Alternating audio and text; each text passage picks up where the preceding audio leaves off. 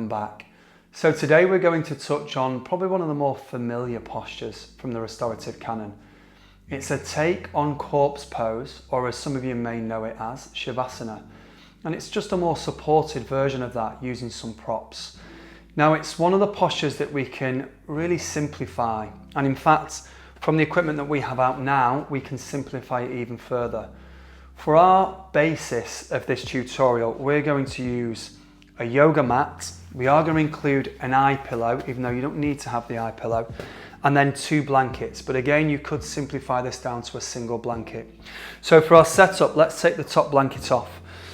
The bottom blanket, we're going to fold so that it comes towards the width of the mat. As it comes towards the width of the mat, we're actually going to walk it off the top of the mat. And what we're looking to do is to have enough length in the blanket so that the back of the head has somewhere to rest, but your heels are still able to fit onto something that's comfy, i.e. the yoga mat, and not be resting on maybe what feels like the harshness of the floor. So I've taken the blanket, I've taken away as much of the crease as possible. Again, remember, don't be overly caught up with eradicating every single crease. Creases at the edges can be unsightly for the mind. However, we're really focused on releasing the creases from where the body's going to rest on. Outside of that, then we spin ourselves around. We unravel the second blanket, which we're actually using as a blanket, as a rarity. And then in this variation, I'm actually going to keep my feet out. And the reason being, when I keep my feet out, it means that while I'm relaxed and feel supported and comforted, the temperature of the room, the coolness of the room in which I practice, keeps me alert and engaged. So it is a relaxed wakefulness, not relaxation into falling asleep. And for me personally, having the soles of the feet out helps me achieve that. Let's release and just smooth out the blanket around the ankles and the thighs, and then we tuck in. So this is one of the key features of this pose. We feel really cradled in tightly. Then walking the hands back, firmly press down on the palms of the hands to lower the body down. As you lower the body down, we're going to ensure that the blanket, or the back of the head, is resting on the blanket, but the shoulders aren't. Because then the thickness of the blanket helps encourage the chin to stay tucked in. When the chin lifts, which it does in a lot of people, you can hear my voice change and strain now. And my voice straining is really an indication of my breath being strained. As the chin lifts, we reduce the airflow into the body, and that activates and elevates the system. Similar to like we're having more classical practice of yoga or less contemporary practice of yoga when we come into heart openers, they're euphoric postures. So here, we're looking to have enough support for the back of the head so we get that sense of comfort, but also the chin's tucked in. Then we bring the blanket up, taking the blanket so it's right as high as we can towards being underneath the arms. If it travels a little further, then folding it back down. And then again, that key feature, tucking yourself in. Once you feel tucked in, if you have an eye pillow, bring the eye pillow up, pop it around until we feel a good degree of weight resting on top of your eyes. And then finally, let's find some alignment here. Take your vision down to my feet and notice what I'm doing with the heels. So alternately, I'm pushing the heels away from my body, like I'm trying to encourage the thighs to be just gently teased out of the hips.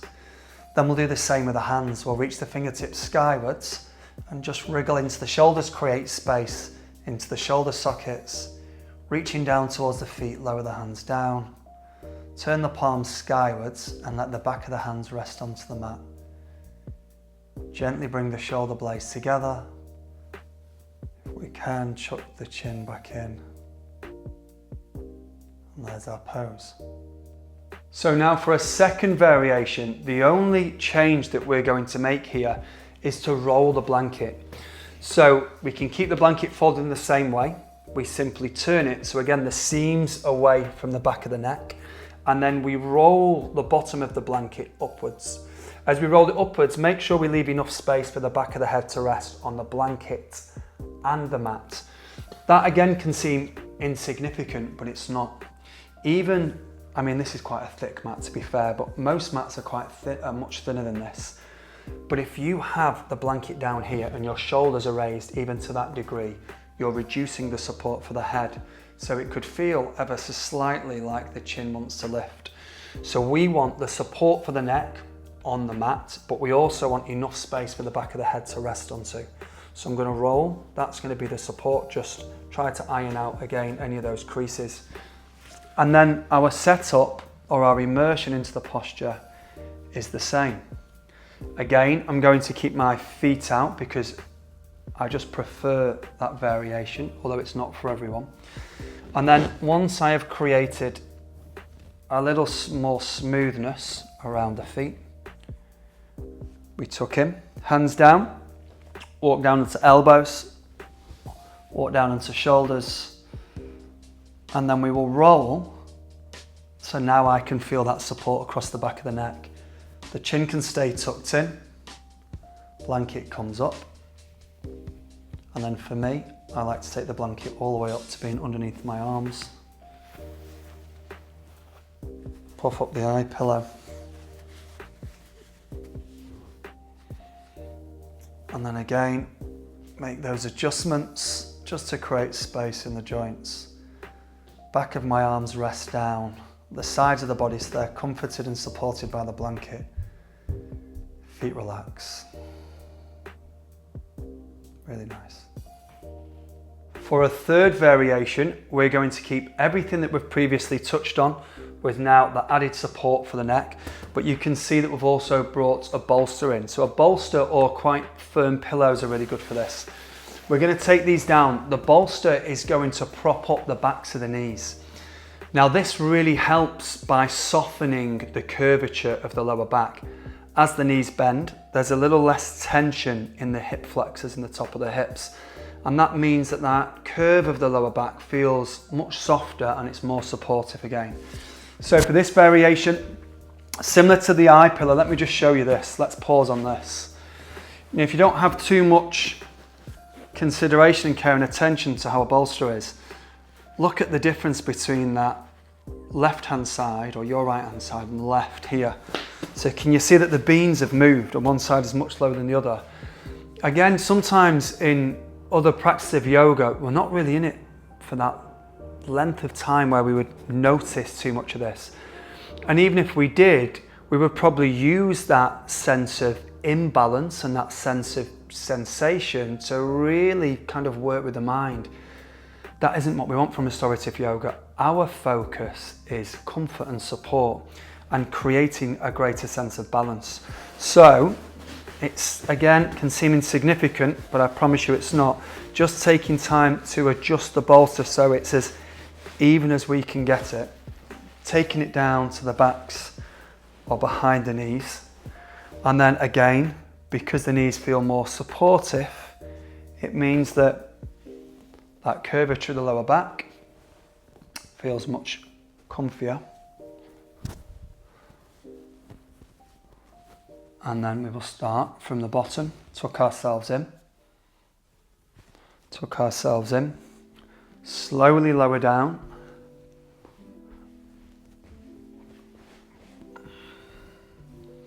Make those adjustments. You can see that as I've lowered, can you see that my shoulders have come higher this time?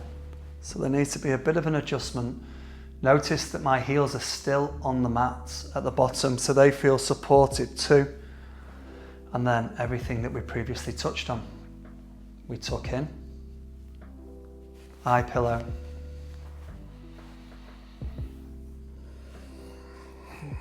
chin tucks in. I feel I need a little more support for the neck this time, so I'm going to roll it an additional time. And then space with the heels and the hips, the fingertips to the shoulders. Lower them down, hands can rest onto the blanket. Take a breath in and then exhale, relax. So there could be some notable additions that you bring into this practice. One popular one is using socks. And simply, I know it seems ridiculous that I'm going to show you how to put socks on, but within restorative yoga, we use so many different things for purposes that they're not usually intended for, like blankets. We use them as blankets, but we use them as pillows and cushions and supports and everything. With the socks, it's literally to wear as a sock. So I'm not going to instruct you how to put a sock on, but just so you know, the socks are just to keep an extra level of comfort and warmth to the feet. So as I mentioned before, so I myself, to help focus my mind and to keep me alert within practice, I like the complexion of the warmth of my core, the center of my body, and then the slight greater degree of coolness of my hands and my feet. But for others, particularly when you're in postures such as relaxation pose or shavasana, because of the length of time that you're there, the periphery of your body can get very cool, your circulation changes and everything does come towards the core. So the hands and feet can get pretty cold. And for others who don't have particularly good circulation, that is something to take real note of. So remember again, intention is support.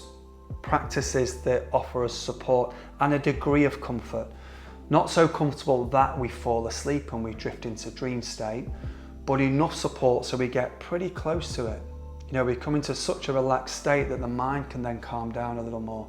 So socks are really good. Also hoodies. Hoodies are one of the things that I often ask people to bring. If I'm doing a workshop on restorative yoga, I will have the equipment that I can offer students, and I will also ask them to bring a few things. Socks, I usually ask them to bring hoodies or their own blankets.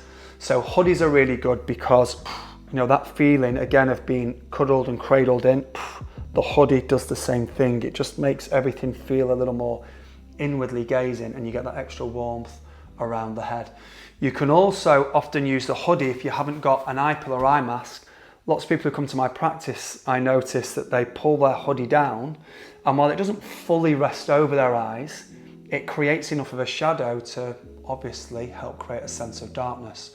So that's an option that you can take too. Final option would be the warmth of the blanket for your arms. So for myself, again, I like tucking myself in and leaving my arms outside. But for others, it will be different. They'll tuck themselves in and actually wriggle their arms into the blanket, either keeping their hands out, particularly if they're doing a guided body scan, or keeping their hands inside.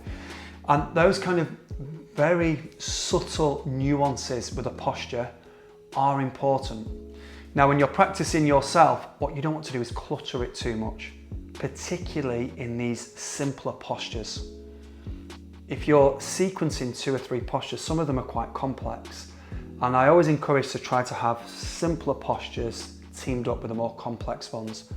Otherwise, sometimes it can feel like you're spending most of the time setting things up and listening and looking what you're needing to do and folding it perfectly right, and all this stuff's happening. And then you're relax into it. And then as you relax, you're going again and moving everything around. So particularly if you're combining complex postures and simpler postures, keep the simple postures simple. So the modifications that you offer yourself or your students, offer them 1 or 2. Don't try to make it too complicated. So arms in, arms out, feet in, feet out, socks on, socks off, 3 blankets foot. It's just too much. And before long, you're just sat there going, I don't really know what I do anymore. So keep it simple, that will really help. So for Shavasana, you will find that this posture often bookends the practice. Doesn't need to, but it's quite common to find it at the start of the practice as a means to help you ground or to close the practice. And again, that often means that you're in this posture for an extended length of time. Bear that in mind when you are collecting your props for our practice today, so that we feel comfortable, warm, but not so comfortable that we fall asleep. Okay, let's practice. So let's start by inviting you to find your relaxation pose. Taking your time to prepare the props. And then once you feel ready, that you can steadily and slowly lower yourself down. I encourage you to spend the opening moments just creating a little more space in the hips and the shoulders, tucking the chin in, feeling the support of the soft blanket behind the back of the head.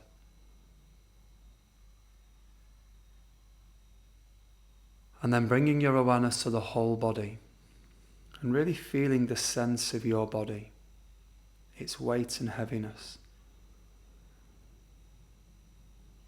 And then upon your next exhale, notice that you can relax the body further. Your shoulders and your arms get heavier and heavier. So too the legs. And while nothing moves, you can feel there's been a willful release.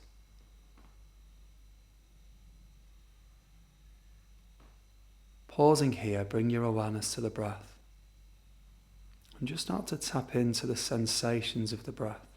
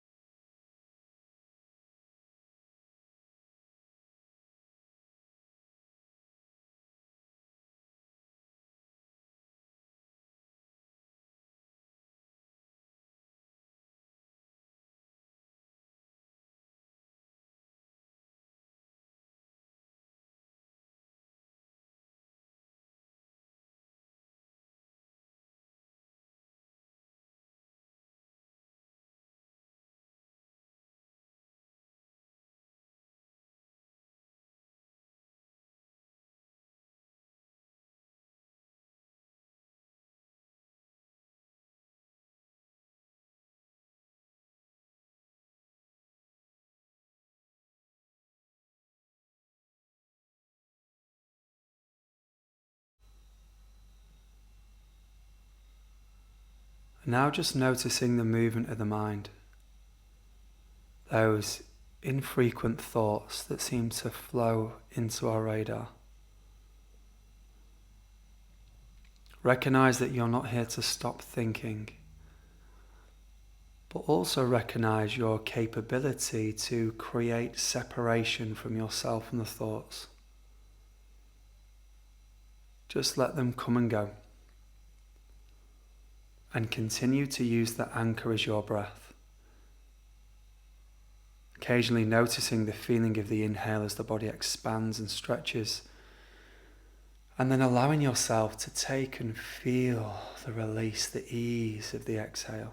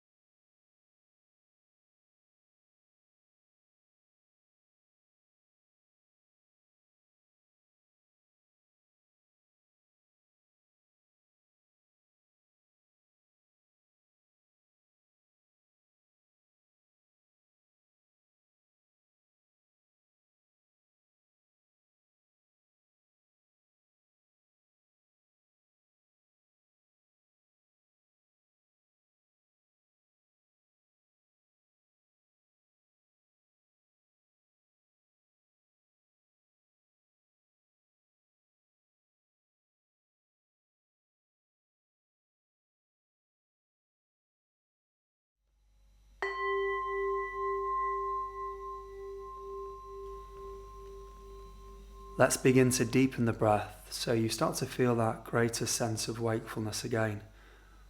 And this is going to help conclude our practice. Slowly but progressively deepen the inhale so you feel more of a stretch and more of that sense of expansiveness.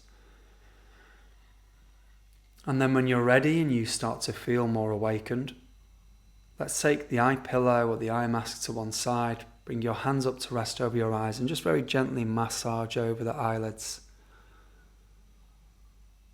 And then just as slowly begin to blink your eyes open and find those first few fragments of light. Maybe scan the room for something that's familiar. Begin to stretch the body open so you get to a point where you feel ready. And then taking your time, being very particular with each and every movement, come into a seated position. We'll take one more breath in, one more sigh. Thank you for joining me. Have a great day.